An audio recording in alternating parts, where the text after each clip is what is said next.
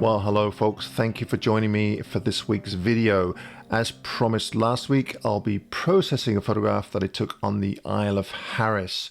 What's different about this photograph is that I've taken different sections of the same scene and I'll be combining them into one photograph.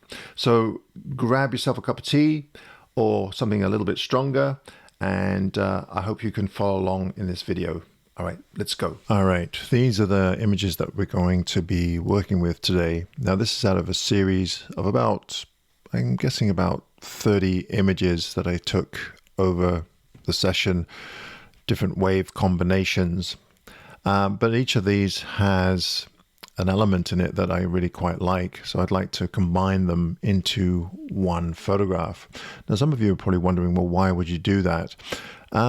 Just because I enjoy doing it. And sometimes you can get some neat effects out of combining images in post-processing. I don't do it that often. I generally like to just rely on one photograph. But when we come across scenes like this, I don't mind doing it because it's such a neat combination of waves happening. So let's just have a quick look at these images really quickly.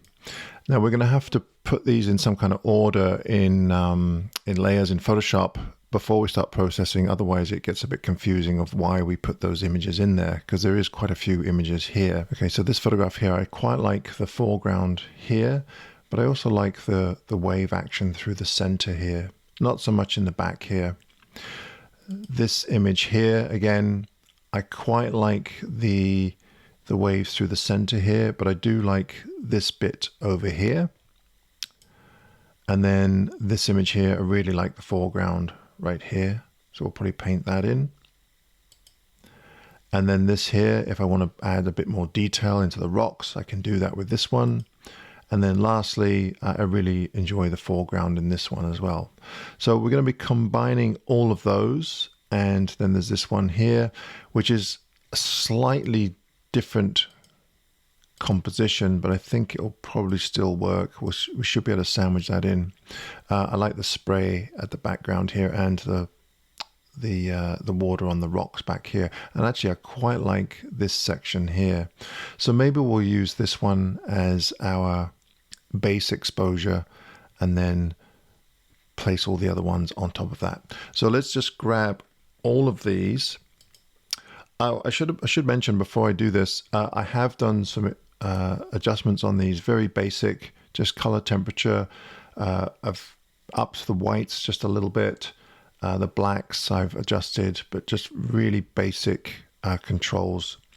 So we'll just select all of those, right click, edit in, and we'll go down to open as layers in Photoshop. All right, we've opened up all of these layers in Photoshop. And the first thing we want to do is kind of put them in some kind of order so we're not getting confused of why they're there. So this first image here, you'll recall that we kind of liked the wave action here and also a bit of the foreground, but I'm not sure if I'm going to use all of that or not. So what I'm going to do is I'm going to drag that down almost to the bottom.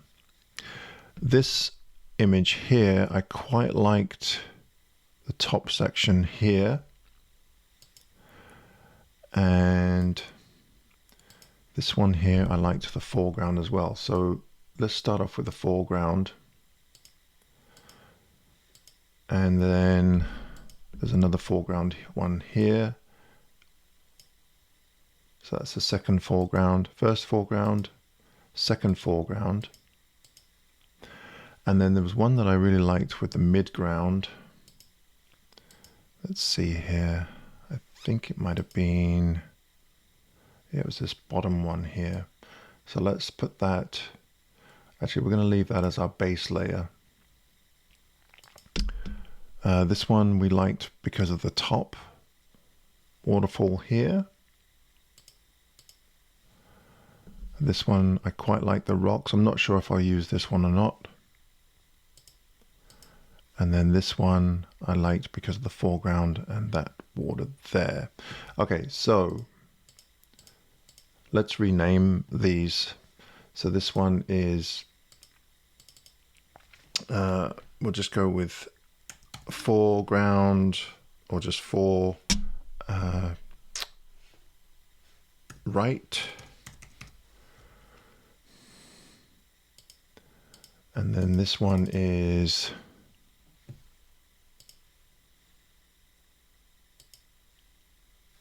foreground left.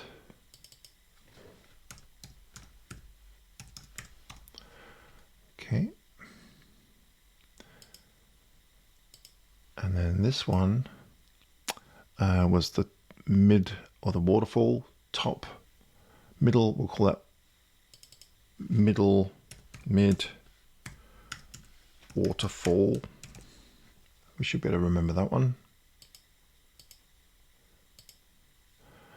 And then this one, we'll just call that one rocks.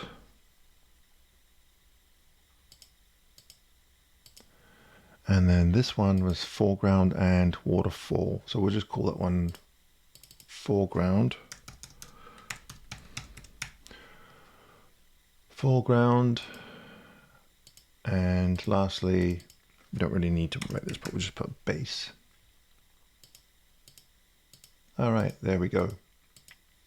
So the first thing we need to do is select all of these, and we need to align them up. So my apologies, I've cropped off the top of the page here. We go to Edit and Auto Align Layers. Now hopefully that'll line up the base layer, because that one was slightly different composition, or slightly different, I think it was just just different, slightly different focal length, I think. But it should do a pretty good job of still lining that up. If it doesn't, then we'll just take it out. We can probably make do with the other ones that we have there. All right. So if we just, let's see, yeah, as you can see, this one's cropped quite a bit, but that's okay, because we can use some of the other photographs to fill in that side there. So let's just get rid of these here. And this one, foreground right, it was this bit here. So what we're going to do is just go to Option or Alt on a PC and press down on the button, and then press on the mask down here, and you should get a black mask. And all we're going to do is just press B for brush, and make sure that we have a white brush. And then we're going to set the flow and the opacity. We'll set the opacity to about 100, but the flow we'll set it to 50. And all we're going to do is just bring that, make sure that the brush is feathered, and we're just going to slowly paint that in.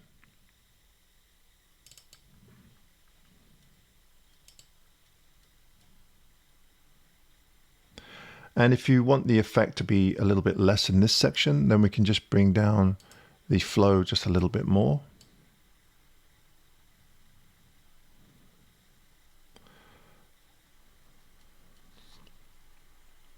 And this bit here, we'll just bring it up a bit, just so it goes a little bit faster,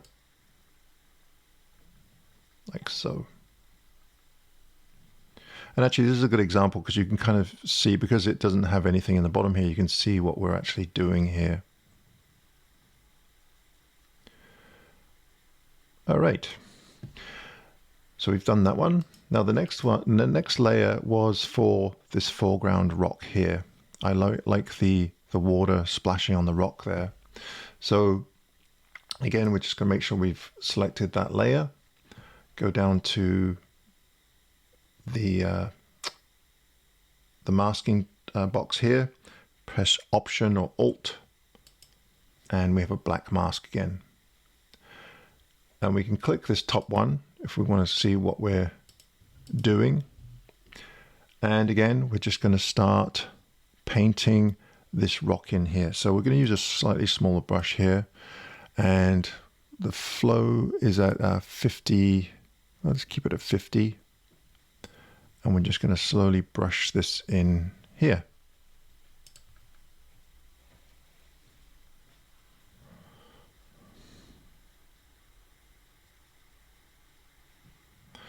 And remember, if you find that you've done it too much, then you can just switch, just press X, and that'll take it to a black paintbrush, and you can just go back on the work that you've just done. So X again is white. So you can adjust it quite easily. It's not that hard to go from back and forth. So I quite like that bit there and there.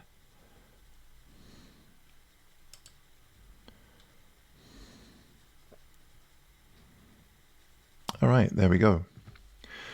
Okay, so the next section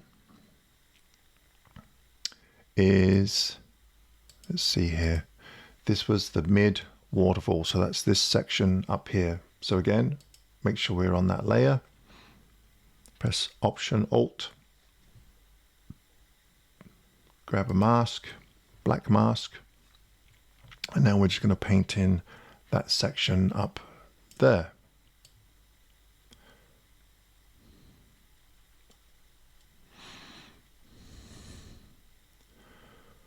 Something like that. And then X, just going to go back on a little bit on this one. And actually I'm going to bring that down even lower.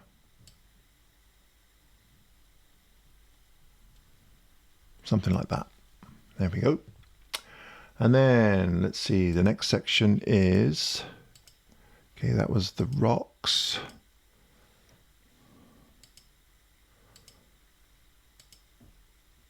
Yeah, I'm gonna leave that one out for the time being. Let's see this one here. This one was for the flow right here.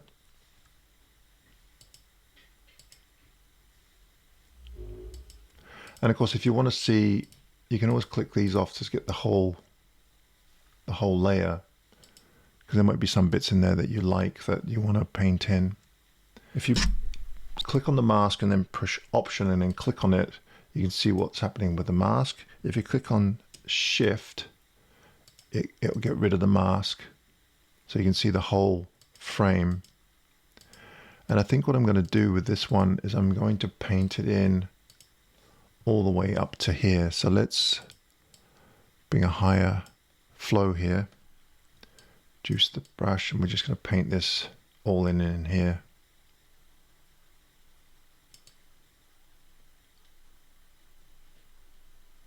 Like so. Let's just have a quick look at the bottom here. Here we got that. Okay. You can see how quickly it can get quite confusing of what you're doing with all these different layers. All right, something else that I noticed that, so the clouds up here, I'm not really that keen on this, this hole up here. So let's see if we have any clouds to fill that in.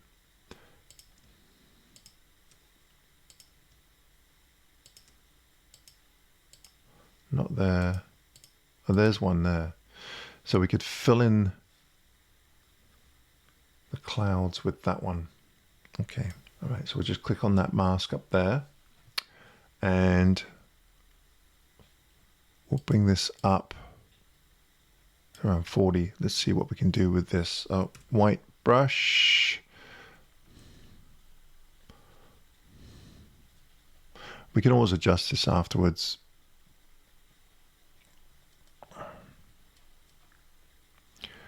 Oh, the mountains do line up, so let's give that a go.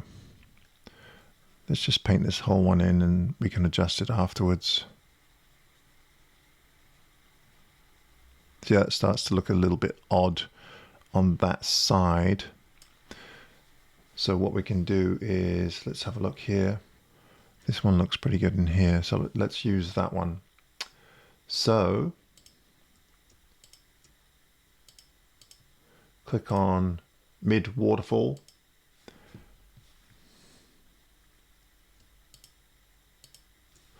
And we have a white brush again.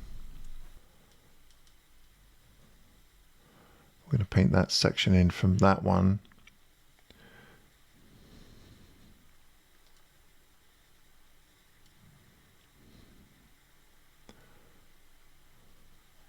Like so. And then this layer here, we need to paint that back in black. So as I keep trying to emphasize, management is key here. To try and remember what you're actually doing to your photographs. Otherwise it gets very confusing very quickly.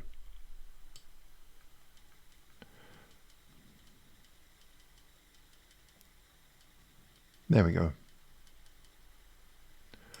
All right, I think that's it for the blending of these. But as you can see, we've added all the bits that I like anyway and combined them all into one photograph. The only bit that I'm not sure about, there was a photograph in there, I think with a bit of water flowing in from here, which I think would balance this out a little bit more. So let's have a quick look. So shift, and we'll click on all these masks here. And we're just going to look at this. See how there's water flowing in from that section? So there's that one, that layer, that one doesn't have any, that one doesn't have any, and that one doesn't have any either. So I think I'm going to choose, not that one, but this first one here. Okay, so let's activate those again.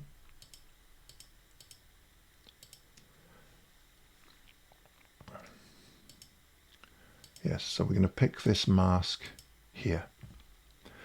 So we've got B for brush, we've got a white paintbrush, and bring it down to, I don't know, 22%. And we're just going to paint that section in there to bring a bit of water texture in there.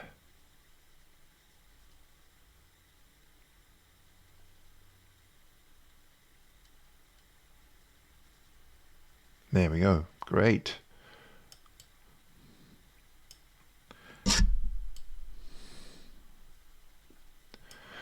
All right, and now we just need to fill in the clouds here. So let's see what we've got again. Just get rid of that. There's nice clouds there. Nice clouds there. This one's quite good.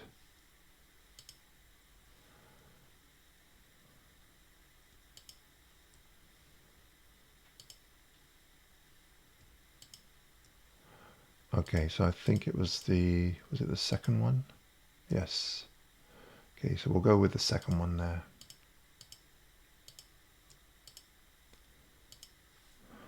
All right, so we got brush, and we need X white.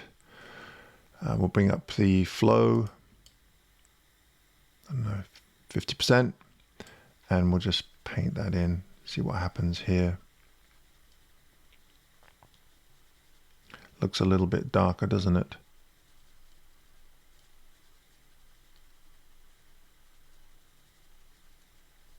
Oh, maybe that'll work.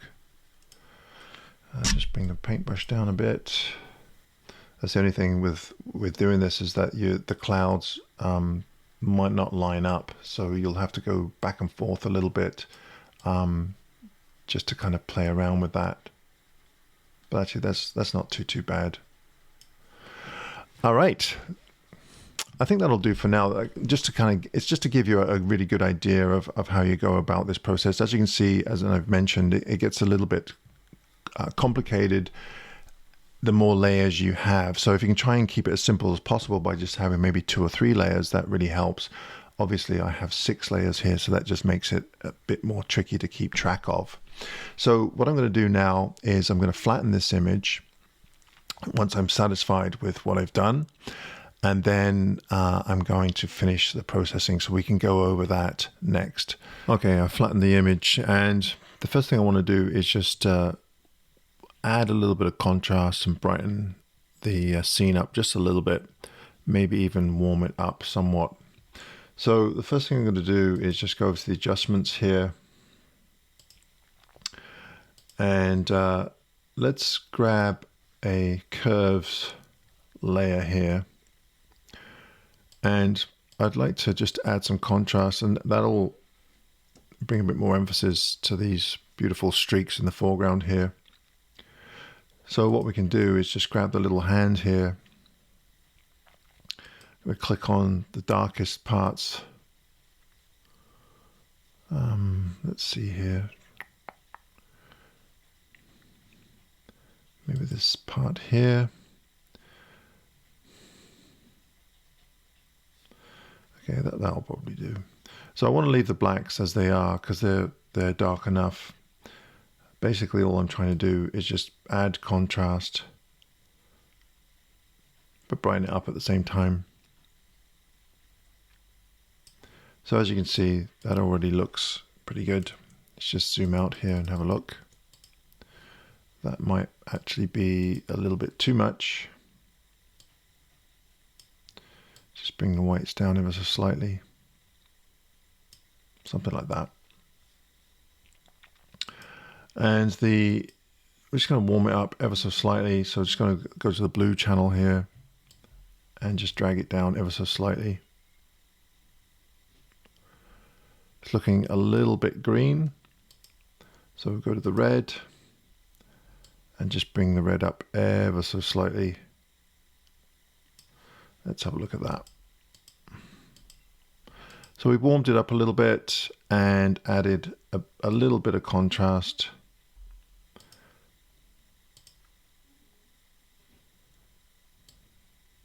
There we go, good enough. All right, now I'm just gonna, I wanna brighten up the midtones slightly. So I'm just gonna go to Lemenzia here. I'm gonna toggle through some of the masks here. These are what are called luminosity masks. Some of you may be familiar with them. Lemenzia is just a plugin from a third party. There's Lemenzia and there's also TK Actions, which is more or less the same thing. It's just a shortcut panel, basically. And the idea behind it is that you create a mask where the whites in an area will be affected by adjustments where the blacks won't be. So the darker it is, the less it'll be noticeable. So what I want to do is affect the midtones. So we have, these are the lights, these are the darks, and then we have the midtones. So you'll notice that all of the midtones are white, whereas the brightest areas and the darkest areas are black or a midtone gray.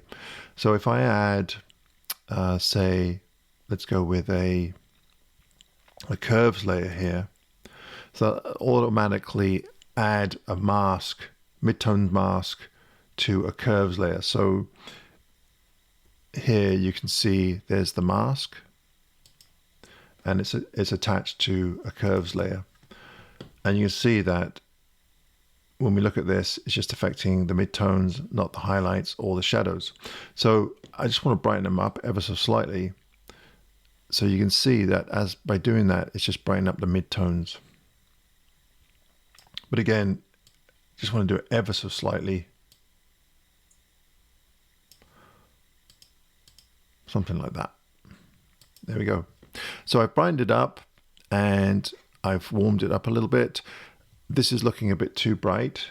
So what I can do is just click on that layer and we'll just get a brush, B for brush, black brush, and we'll put it at 100% flow and opacity. And I'm just going to paint that in there. So that'll reduce, well, take away any adjustments we did on the midtone layers. And also the contrast here, we could do the same with this one. I'm going to bring that one down a little bit though. Just like that. So now you can see that we haven't really affected, we've just basically darkened that section there. We're getting pretty close here. There isn't an awful lot that I need to do to this. What I would like to do though is just brighten up some of these streaks here and some of the glare off the rocks. I'd like to brighten up that a little bit. So we'll just toggle through some of these masks here. Let's try DM. See, you can see, so the white there, so we can actually dodge that bit, but anything that's black, it won't be affected by that. So we'll select that. And I'm going to use a TK dodge tool here. So that's this one here. So that mask is on that dodge layer. And to hide this, just go Command H. I'm just going to zoom in to this section here. B for brush. And I'm going to lower the flow down to roughly 4 or 5%. Bring the brush down. I have it quite feathered. And I'm just going to start brushing in that. And you can see as I do that, it's getting brighter, but it's not affecting any of the highlights in the image or the shadows, just those kind of mid-tone areas there. And this here, we're just going to brighten that up ever so slightly. These streaks here. And this foreground here. Brighten up that considerably. Just so there's really emphasize those streaks. This midsection here we can brighten up a little bit. And this rock here. Basically all I'm doing is trying to add contrast, draw you into the frame with brightness and dark areas. And you know, ideally you want to emphasize the bits that you want people to look at and de-emphasize the bits that you don't want people to look at. So let's just zoom out here. And you can see that when I press on the dodge layer, you can see the areas that I've brightened up and the areas that haven't been affected. There we go. And lastly, so we'll just Command D, that deselects that mask. And then lastly, I'm going to just darken the sky ever so slightly. So now we have a black mask, keep it at 5% again. And I'm just going to go over this a couple of runs, especially up in the top section here. And there we go. And that's pretty much it. Obviously, there might be some adjustments that some people might want to do other adjustments, maybe add a bit more saturation in areas. I quite like the muted effect, but there we have it. So if you enjoyed this video, please be sure to give me a thumbs up. I really appreciate it. I'm sorry it was a little bit long-winded, but hopefully you can see some of the advantages of layering different sections of an image just to kind of add some interest to certain parts. And in this case, I just wanted to add interest to the foreground and the sides here and perhaps a little bit of the background. All right, folks, thank you ever so much. And until next time, bye-bye.